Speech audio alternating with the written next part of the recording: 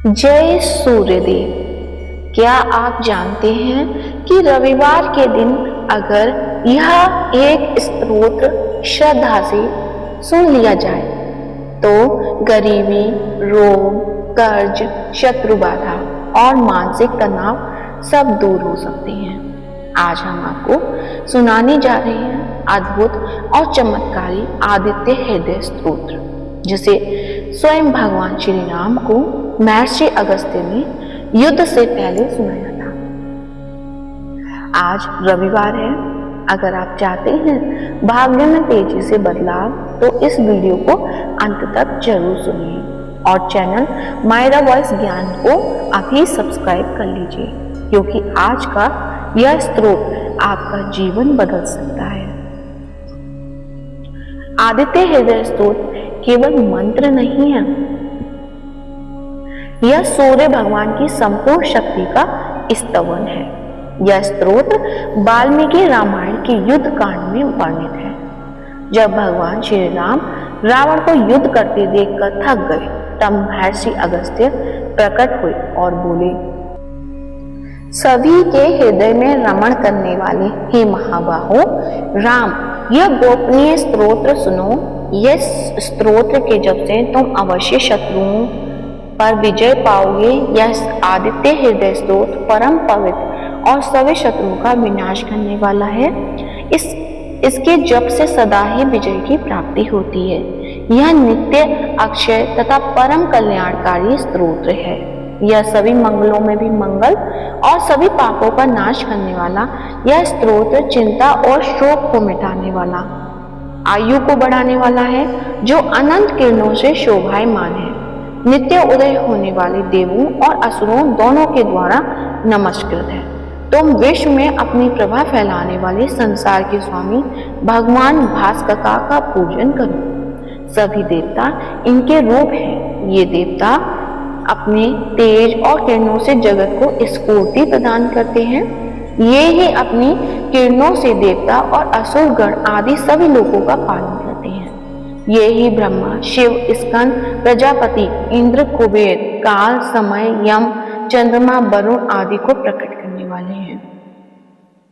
ये पितरों, वसु, साध्य, अश्विनी कुमारों, मरुदगण, मनु, वायु, अग्नि, प्रजा, प्राण और ऋतुओं को जन्म देने वाले प्रभा के पुंज हैं। इनके नाम आदित्य, सविता, सूर्य, खग, पूषा, गविष्यमान, सुवर्ण सदृश, भानु, हिरण्यता, दिवाकर और हरिदर्श, सप्ताची, सप्तती, मिर्चिमान, तिम्रो, मंथन, शंभु, त्वष्टा, मातंग, अंशुमान, हिरण्यगर, शिशिर, तपन, भास्कर, रवि, अग्निगण, आदित्य पुत्र, शंख, शिशिरनाशन और व्योमनाथ, तमभेदी, ऋग, यजु और साम वेद की पारगामी, धन, वृष्टि, अपाम मित्र, आकाश में तीव्र गति से चलने वाले, आठवीं मंडली, मृत्यु, पिंगल, सप्तापन, सभी को तप देने वाले, कवि, विश्व, महातेजस्वी, रक्त, सबकी उत्पत्ति ये कारण है।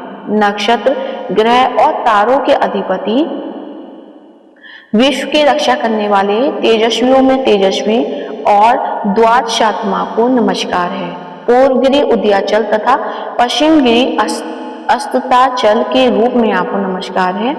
ज्योति गणों के स्वामी तथा दिन के अधिपति को नमस्कार है।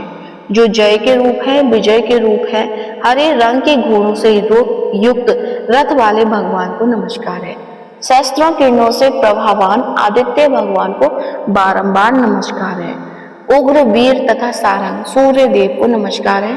कमलों को विकसित करने वाले प्रचंड तेज वाले मातंग को नमस्कार है। आप ब्रह्मा, शिव, विष्णु के स्वामी हैं। सूर्य आपकी संज्ञा है।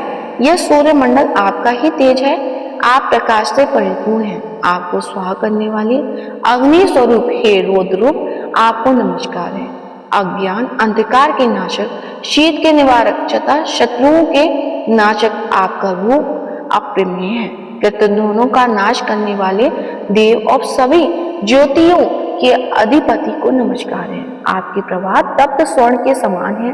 आप ही हरि संसार की रचना करने वाले, तम के नाशक, प्रकाश रूप और जगत के साक्षी आपको नमस्कार है। हे रघुनंदन, भगवान सूर्यदेव ही सभी भूतों का संहार, रचना और पालन करते हैं। यही देव अपनी रश्मि से तप और वर्षा करते हैं। यही देव सभी भूतों में अंतर स्थित होकर उनके सो जाने पर भी जागते रहते हैं। यही अग्निहोत्री कहलाते हैं और अग्निहोत्री पुरुषों को मिलने वाला फल है। यही वेद, यज्ञ और यज्ञ से मिलने वाला फल है। यह देव संपूर्ण लोगों की क्रियाओं का फल देने वाला है। राघव विपत्ति में, कष्ट में, कठिन मार्ग में और किसी भय के समय जो भी सूर्यदेव का कीर्तन करता है उसे दुख नहीं सहना पड़ता। तुम एकाग्रचित होकर इस जगतपति देवादिदेव का पूजन करो। इसका आदित्य हृदय स्तोत्र 3 बार जप करने से तुम अवश्य ही युद्ध में विजय पाओगे। हे महाबाहो, इसी क्षण तुम रावण का वध कर सकोगे। इस प्रकार मुनि अगस्त्य जिस प्रकार आए थे उसी प्रकार लौट गए। तब इस प्रकार सुनकर महातेजस्वी राम जी का शोक दूर हो गया।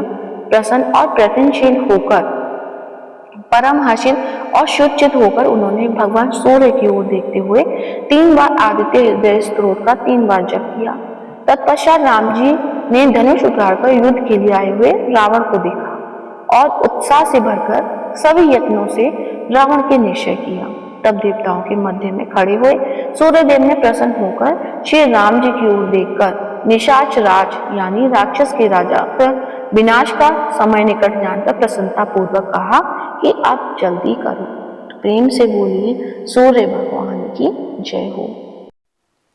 आदित्य हृदय स्तोत्र उन लोगों को अवश्य सुनना चाहिए जिनका काम नहीं बनता, जिनकी नौकरी में रुकावट है या जिनकी कुंडली में सूर्य कमजोर है, जिनके पिता से संबंध खराब है, जिनके जीवन में आत्मविश्वास की कमी है।